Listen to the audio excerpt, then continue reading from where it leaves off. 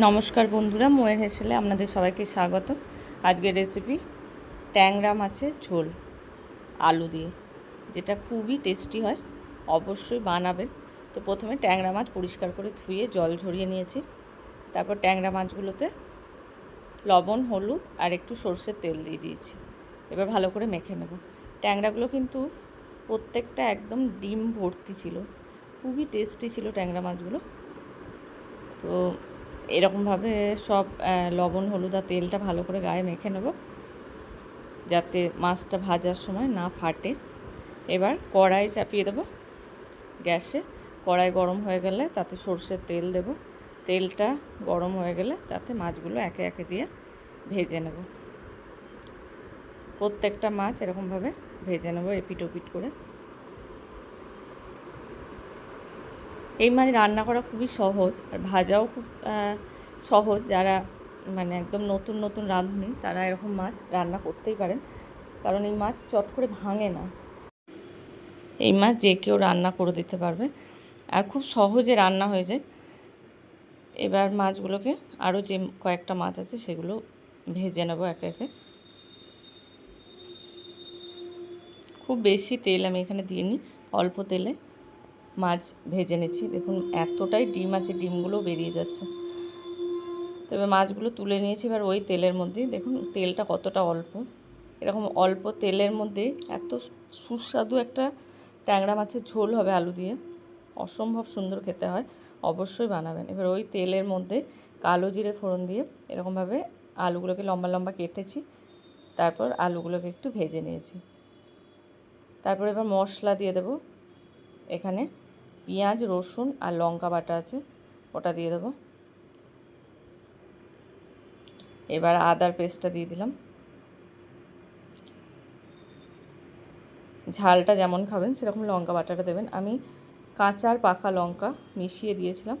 এবার মশলাটা একটু কষা কষা হয়ে গেলে হলুদ আর কাশ্মীরি লঙ্কার গুঁড়ো দেব, আর ধনে গুঁড়ো দেব। এবার ভালো করে মশলাটা কষাবো। মশলাটা যখন অনেকটাই কষা হয়ে যাবে তখন টমেটো দিয়ে দেবো। এবার টমেটো দিয়ে আবার একটু কষতে হবে, যাতে টমেটোর কাঁচা গন্ধ না থাকে। টমেটোটা বেশ কিছুক্ষণ কষার পর লবণ দেব। তারপর আবার কষবো, একটু কষে নিয়ে ঢাকা দিয়ে দেব,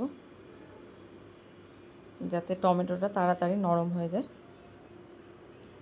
মিডিয়াম টু লো ফ্লেমে রেখে রান্নাটা কষার সময়টা করতে হবে। দেখুন টমেটোটা বেশ নরম হয়ে গেছে। এবার মশলাটা একটু যাতে ধরে ধরে যাচ্ছে, মানে যাবে সেরকম মুহূর্তে একটু গরম জল দিয়ে কষিয়ে নিতে হবে। তেলের ব্যবহারটা আমি খুবই কম করেছি এখানে। তেলটা যদি বেশি থাকতো তাহলে প্রয়োজন হতো না গরম জলটা। এরকমভাবে তেল কম দিয়েই রান্না করে দেখবেন, এত সুস্বাদু হয় ট্যাংরা মাছের ঝোল, অসম্ভব সুন্দর। গরম ভাত আর ট্যাংরা মাছের এরকম আলু দিয়ে ঝোল দুর্দান্ত লাগে, দুর্দান্ত। জাস্ট বানিয়ে দেখবেন, তারপর বলবেন। এবার ঢাকা দিয়ে দিয়েছি যাতে টমেটো আলু সবই ভালোভাবে সিদ্ধ হয়ে যায়। মশলা প্রায় কষা হয়ে গেছে। এবার জল দিয়ে দেব, যেরকম ঝোল রাখবেন সেরকম জল দেবেন। গরম জল দেব অবশ্যই।